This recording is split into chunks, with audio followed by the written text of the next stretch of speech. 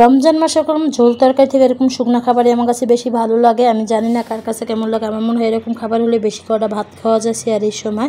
আসসালামু আলাইকুম, প্রতিদিনের মতন আরেকটা ব্লগ। তাই তো যাই হোক, সকাল সকাল ছাদে চলে গেলাম। ছাদে যেয়ে একটু গাছে পানি দিয়ে আসলাম। তো একটু রোদে উঠে গেছে, যেহেতু কাপড় চোপড় মেলতে আসছি ছাদে, তো ভাবলাম গাছে একটু শুকনো শুকনো হয়ে গেছে, তো গাছে একটু পানি দিয়ে দিব। তো আমার গাছে পানি দেওয়ার পরে একটু পাতাও ছিঁড়ে নিব, কারণ বিকালবেলা তাড়াহুড়া বাজে যায়। তো এদিকে গাছের পুদিনা পাতা, ধনিয়া পাতা এগুলো ছিঁড়তেছিলাম। দেখেন কত সুন্দর, মাশাআল্লাহ। তো এগুলো এখন রোজার দিন আমার অনেক উপকার হইতেছে, কিনা লাগতেছে না, কারণ ছোটো ধনিয়া পাতাটা টবে শেষ হয়ে গেছে। এখন বিলাতি ধনিয়া পাতা, পুদিনা পাতাই আছে। দেখেন মাশাআল্লাহ কত সুন্দর হয়েছে। যে বিলাতি ধনিয়া পাতা আজকে ছেড়তে যায়, তো একটা কাটার খোসা খাইছি, মানে এগুলো এখন একটু খোসা মানে খোসা খাওয়া যায়। আর এদিকে আজকে একটু শুকনা খাবার রান্না করব, কারণ আজকে মানে কয়েকদিন ধরে ঝোল খাবার খাইতে আমার ভালো লাগতেছে না, যেহেতু সিয়ারের সময় ভাত খাওয়া হয়। আর ওরাই তো মোটামুটি একটু করে খেলে খাই, না খেলে না খাই।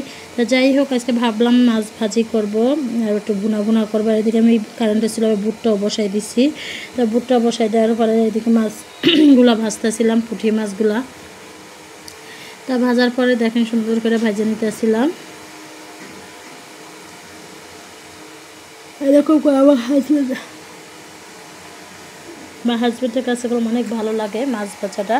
আর এদিকে আমার বুট বোনাটাও হয়ে গেছে। তো ওইদিকে হইতে আমি সব কিছু টাইলে নিব ভর্তা করার জন্য। সে ভর্তাই করব, কারণ অত তো ভাত খাওয়া হয় না। দেখা যায় দুপুরে যে ভাতটা খাওয়া হয় এরকম খাওয়া হয় না ইফতারির পরে, কারণ ইফতারি খাওয়ার পর অত মজা লাগে না ভাত, যেহেতু সিয়ারের সময়। তো আজকে ভাবলাম একটু ভর্তা চর্তাই করবো, শুকনো খাবারই খাবো, কারণ ঝোল খাবারটা আমার কাছে ভালো লাগতেছে না। কদিন ধরে একটানা মাছ আর মাংস খাইতেছিলাম।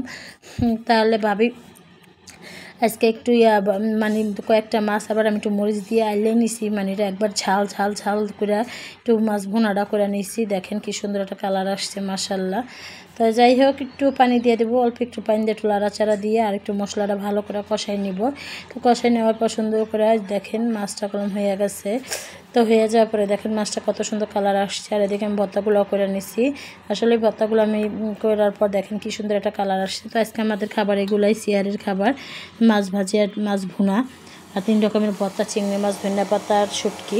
তো যাই হোক, এই খাবারগুলো এখন খাইতে বেশ আমার কাছে লাগে। কার কাছে কেমন লাগে অবশ্যই একটু কমেন্টে জানাবেন, কারণ রাত্রে সময় পেয়ে না, পরে দিনের বেলায় এডিটিং করতে এলে এদিক ওদিক শব্দ আসে, এই জন্য আমি দুঃখিত। আর এদিকে আলুর চপ, বেগুনি, পেঁয়াজ এগুলো আমি ভাজা নিতেছিলাম আজকে ইফতারির জন্য। তো যাই হোক, ইফতারির জন্য আজকে ভাজা হয়ে গেছে। আর তো ইফতারির জন্য ফল টল সব কুটে নিছি। তো আজকে ইফতারি ফল ফাঁকড়া আর ইফতারি। আমার হাজব্যান্ড তো বলে ইফতারি ছাড়া হাত চলবেই না, অন্য খাবার তার কাছে ভালো লাগে নাকে বলে বুট পেঁয়াজ এর কাছে ভালো লাগে। তো যাই হোক, এই দেখেন ইফতারি সব কিছু রেডি করে নিচ্ছি।